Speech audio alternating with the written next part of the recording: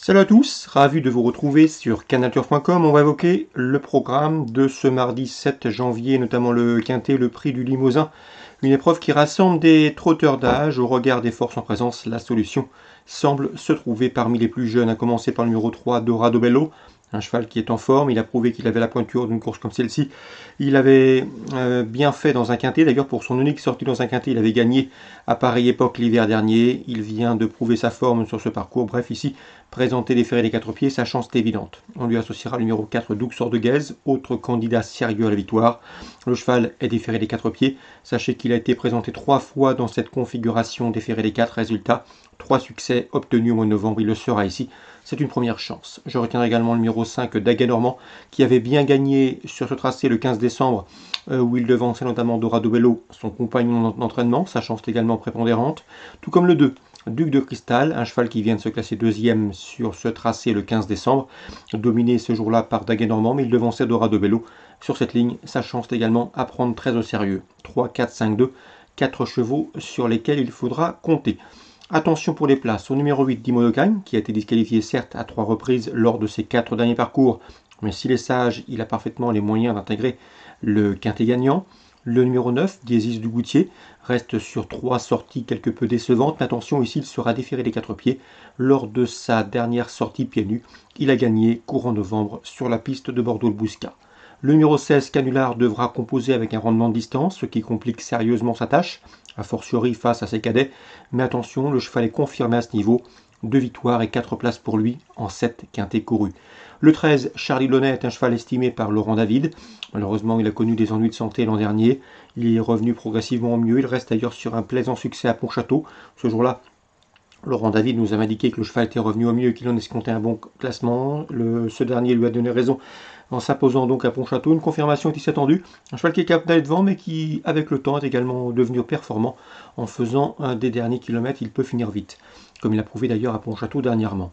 On résume tout ça en chiffres pour ce quintet du mardi 7 janvier, prix du Limousin. 3, 4, 5, 2 pour mes 4 préférés. Pour des outsiders, des codes plus spéculatives, le 8, le 9, le 16 et le 13. En cas de partant, je citerai le 14, Delfino, qui lui aussi nous va rendre la distance. Dans la deuxième course à Vincennes, j'aime beaucoup le 211 Gallic AGD qui vient de s'imposer sur ce tracé avec la manière. Elle devrait logiquement répéter, on lui associera le 12. C'est Glamour River, attention, elle est en forme et sera déférée les 4 pieds pour la première fois de sa carrière. 211, 212. Dans la quatrième, j'aime beaucoup le 404 dans cette épreuve. C'est Fax de Lemois. Vincent Senegal l'aime bien. C'est un cheval qu'il a préservé, un cheval de qualité. Le cheval s'est imposé à Lyon-Paris dernièrement. Et à mon avis, dans ce lot, il peut parfaitement confirmer.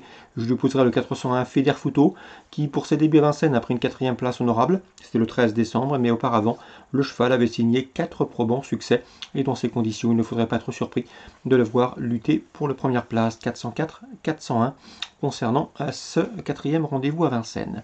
À Pau, en Réunion 3, je vous conseille le 101 Foo Fighters, qui certes il reste sur une chute enregistrée courant novembre sur la piste d'Auteuil, mais auparavant, le cheval avait signé 2 probants succès sur le steeplechase de Toulouse. Ici, il me semble en mesure de dicter sa loi, d'autant qu'il retrouvera sur sa route le sang de Flint du Pécos, qu'il a devancé nettement à l'occasion de leur sortie commune du 15 décembre à Toulouse. Depuis, Flint du Pécos s'est imposé très facilement sur ce tracé palois. C'était le 15 décembre, donc ces deux-là devraient pouvoir se tailler la part du lion. Le 101 Foo Fighters, le 102 Flint du Pécos. Pour le trio, pourquoi pas envisager le numéro 3, c'est Fox Trot Pelmar qui est terminé dans le sillage mais à distance de Flint du Pécos lors de la dernière confrontation commune. Dans ces conditions, sa chance également à suivre pour une 3e place. 101, 102, 103, premier rendez-vous palois. Dans la suivante, la deuxième, attention 205 Disco Dotti. Sur le classe, il est confirmé sur le cross. N'oubliez pas qu'en 2017, il avait remporté le Grand Cross palois avant de s'y classer 2e l'année suivante. Ici, malgré le poids des années, il devrait une nouvelle fois donner du fil à retordre à ses cadets. Le 205 Disco Dotti. Dans la 7e, j'aime beaucoup le 2, c'est Betting Emery et le numéro 3. Dans cette épreuve, c'est Odoïs Mas.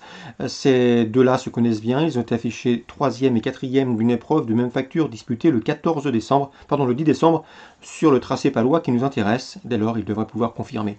On résume tout ça en chiffres pour Pau Réunion 3, le 101, le 102 et un peu plus loin le 103, le 205 Disco Dotti, 702, 703 pour terminer ce programme palois. Concernant Vivo, Réunion 4, 2 coups de cœur à vous indiquer, notamment le 210, El Presidente. Marseille-Vivo, pardon, Réunion 4, Marseille-Vivo, Réunion 4, pour les trotteurs, 2 coups de cœur, 210, El Presidente, qui reste sur un succès sur le tracé qui nous intéresse le 15 décembre, où il devait déjà rendre la distance. Auparavant, le cheval avait gagné très facilement avant d'être disqualifié pour des allures irrégulières dans la phase finale. Bref, ici, le cheval semble en retard de gain, il connaît la piste de Vivo, et à mon avis, il devrait pouvoir confirmer son dernier succès, c'est le 210 El Presidente. Dans la suite de la réunion, dans la 6e, pour être précis, le 608 Grappilleur est à suivre de près. Un cheval qui n'a encore jamais gagné, mais il a montré de belles choses, notamment dans l'ouest du pays, où il a couru dans des lots bien composés en y prenant de bonnes places. Ici, il effectue un long déplacement, il est entraîné dans l'Orne par Alain Roussel. L'Orne, le sud-est, et plus précisément l'hippodrome de Marseille-Vivo, ça fait un long déplacement ambitieux pour le 608 Grappilleur, qui de surcroît sera déféré des 4 pieds pour la première fois de sa carrière. Il faut y voir un signe de confiance. 608 Grappilleur, un déplacement ambitieux. Voilà pour les infos de ce mardi 7 janvier. Excellent jeu à tous, bon jeu, et rendez-vous demain pour un nouveau programme.